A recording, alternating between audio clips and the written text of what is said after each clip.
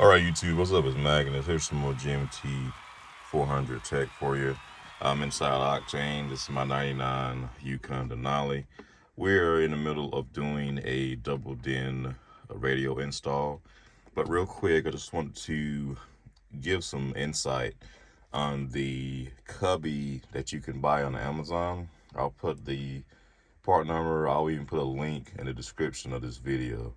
This is the cubby that I'm talking about right now, the pocket that you will put in place of your CD player. If you have a GMT400 truck with the Bose audio system, most of those had the CD player secondary at the bottom of the DIN and a half, and then your climate control goes on top of that. This was just an extra CD player that they included from the factory, and I really didn't use it that much because every time I tried to use that CD player, it had the worst anti-vibration that you could possibly imagine.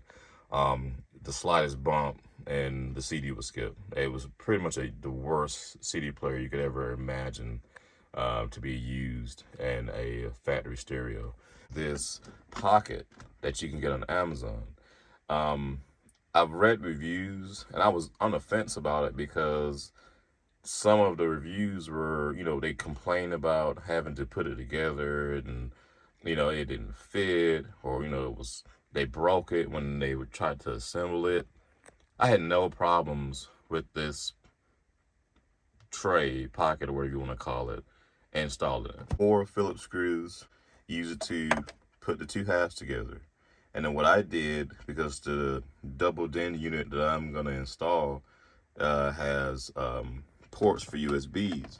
So I drilled holes, you can see in there.